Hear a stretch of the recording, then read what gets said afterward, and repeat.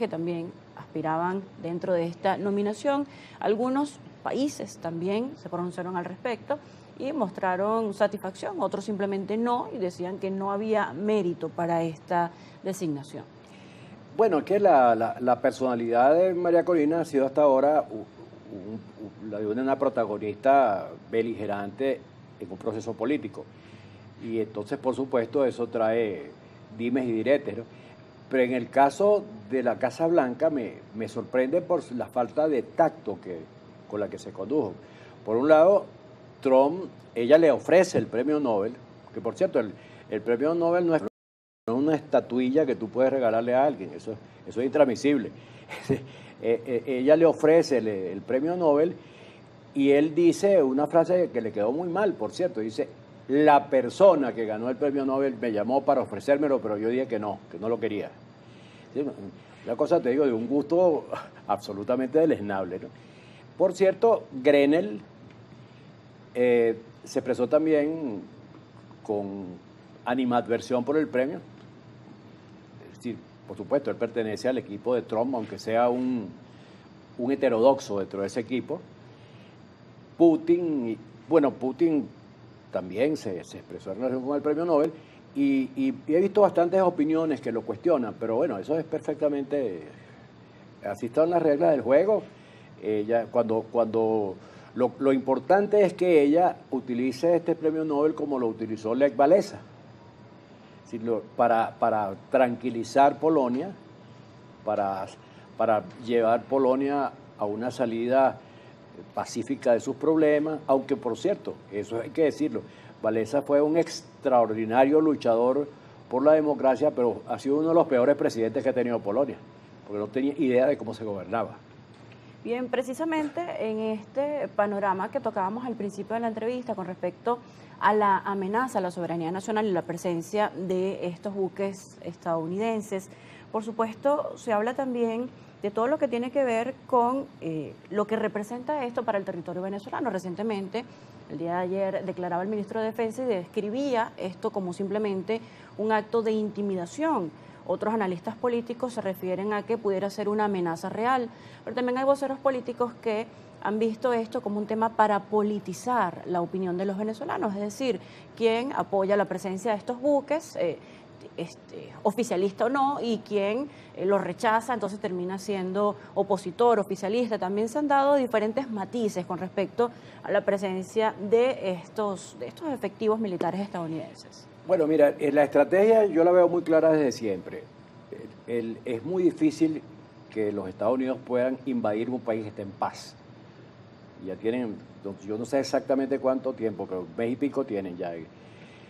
Yo creo que la estrategia que siempre han manejado esos sectores ultra radicales es que la presencia norteamericana intimide a las Fuerzas Armadas, al gobierno, y ahora lo están haciendo de manera directa, tienen una flota en el Caribe. Es decir, yo creo que eso buscaba ablandar los resortes militares, ablandar al gobierno, provocar una estampida, que los oficiales desertaran.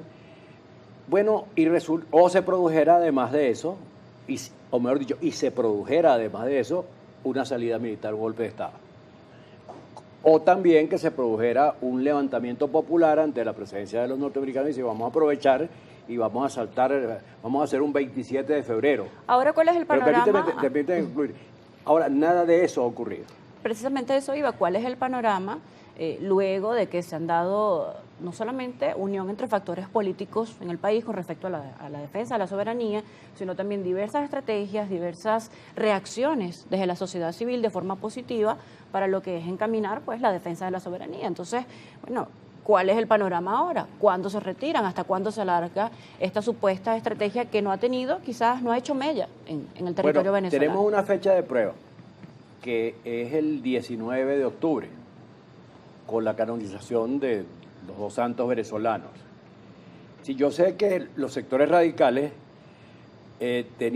sueñan con la idea de que eso produjera una movilización popular, esa movilización condujera a un desmadre, a una salida de límites, a actos de violencia. Eso todavía está planteado Y entonces yo creo que eso es algo que va a poner a prueba, y espero que para bien, el premio Nobel de María Corina. Es decir, justamente qué pasa con este tema de las fechas límites, cuando ya en épocas anteriores, en escenarios anteriores, esto de las fechas límites, bueno, no ha dado resultados, ha generado más bien desencantos dentro de esas estrategias. Entonces, lo que llaman las líneas rojas en la política internacional. Bueno, esta es una línea muy particular porque, bueno, es un acontecimiento histórico, ¿no? Tenemos los venezolanos dos santos. La gente seguramente va a salir a la calle, a las iglesias, porque tiene que ser así. Entonces, por supuesto, la gente que está alocada aspira o podría aspirar a convertir eso en unas manifestaciones políticas. O sea, quieren politizar, por lo que he oído, politizar e insurreccionar la celebración de la santidad de este par de venezolanos. ¿Qué mancharía esta fecha tan importante e histórica para la feligresía católica en Venezuela? Bueno, es que yo creo que es un acontecimiento inédita, muy importante, extremadamente importante para la fe de los venezolanos. Alcanzar además dos santos. Pero quiero decir que hay gente, yo no digo ni siquiera que todos los opositores radicales, sino hay unos que sueñan con la idea de convertir eso en una gran manifestación antigobierno que pueda generar hechos de orden público. Y entonces por eso te digo, yo creo que eso es una prueba para el premio Nobel de María Corina Machado. Doctor, ahora estamos ya por cerrar este año 2025 y se han dado diferentes hechos pues, que han tenido la atención de los ciudadanos, pero ya muy poco se habla de las sanciones. Ya estamos hablando de una presión, una amenaza, una presencia militar, y lo que son las medidas económicas han quedado como en un segundo plano, han dejado de ser noticia, pero siguen allí de alguna forma teniendo una afectación importante en la economía venezolana.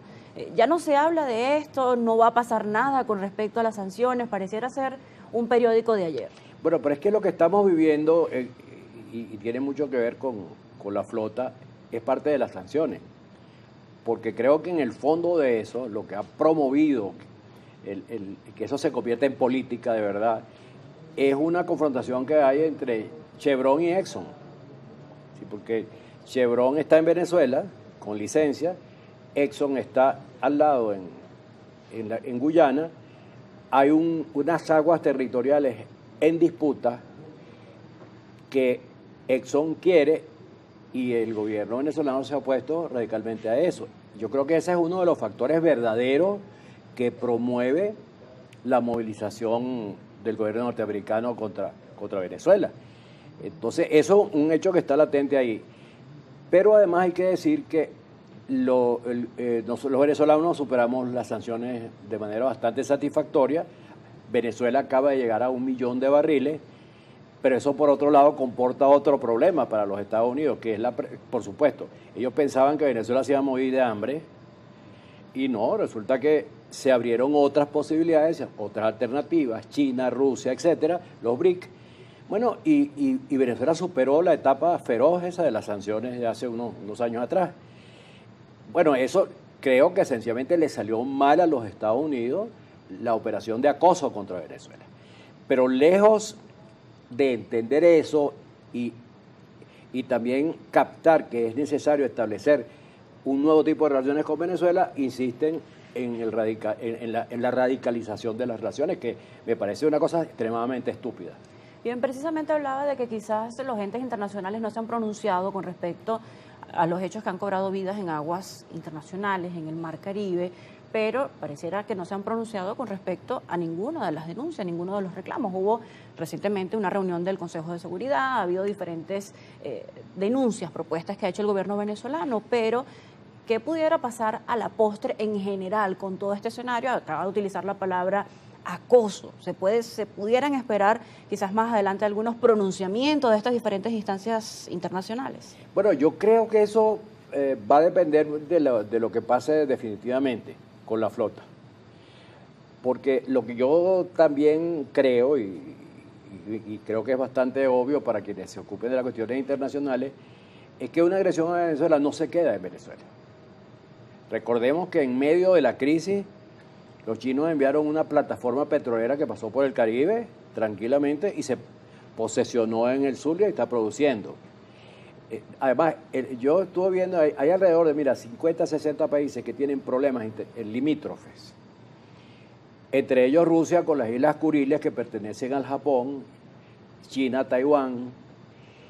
Entonces, lo que yo estoy seguro es, si Venezuela es agredida en paz, como está, el panorama internacional se va a mover, porque va a haber retaliaciones de otras partes, de los BRIC, y además las potencias van a sentir, bueno, que pueden hacer lo que les dé la gana contra el derecho internacional, porque ya los Estados Unidos lo han hecho.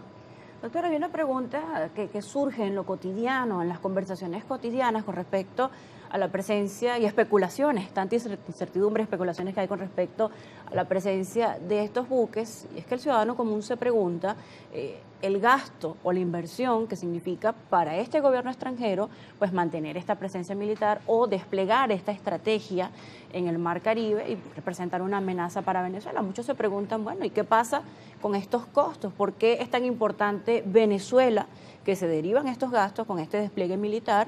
Y bueno, están allí generando... Bueno, ahí tenemos una manifestación de cinismo, porque recuerda que la administración pública de los Estados Unidos está cerrada por falta de recursos. Sin embargo, el gobierno norteamericano aprueba un financiamiento de 30.000 millones para Milei, que por cierto, no sé si se ha concretado. Y al mismo tiempo está gastando, no me acuerdo cuántos millones de dólares diarios que se consume la flota esta en el Caribe. ¿Es tan importante Venezuela? Bueno, Venezuela es importante porque tiene las reservas petroleras más grandes del planeta. Esto lo han querido opacar, pero es imposible. Además tiene reservas de oro, de plata, de diamantes, de minerales estratégicos, de tierras raras. Venezuela, bueno, recibió muchas bendiciones y ojalá aprendamos a usarlas positivamente en el futuro inmediato. Pero Venezuela es un reservorio en este momento y es un reservorio además necesario para los Estados Unidos, porque gran parte de las refinerías de los Estados Unidos, una parte sustantiva, están diseñadas para el petróleo venezolano. O sea, el petróleo no es una cosa como el agua mineral, porque puede beberte cualquier agua mineral, no. Los petróleos tienen que ir a refinerías que estén hechas especialmente para su acidez, para su espesor, para su pureza. Bueno, entonces hay una parte grande de las refinerías americanas que está concebidas, diseñadas y construidas para el petróleo venezolano. Doctor, ya para concluir, estamos en un decreto de estado de conmoción exterior, esto para atender lo que tiene que ver con la amenaza a la soberanía nacional. ¿Cómo ve el escenario de un posible también decreto de excepción para terminar todo lo que tiene que ver con la defensa de la nación? Esa es una fórmula que existe en todas las constituciones democráticas. Esa es una fórmula que se prevé para estados de guerra, para catástrofes naturales, para acontecimientos que alteren el orden público y rebasen las capacidades policiales del gobierno para atenderlo, como es el caso de una invasión extranjera. Entonces eso es un hecho perfectamente normal. Ahora el gobierno sabe que eso le permite levantar algunas garantías constitucionales, pero no todas. La garantía a la vida y la garantía a la seguridad, esas no se levantan en un estado de excepción. O sea, lo que sí es la libre circulación, puede haber un toque de queda, puede haber restricciones a la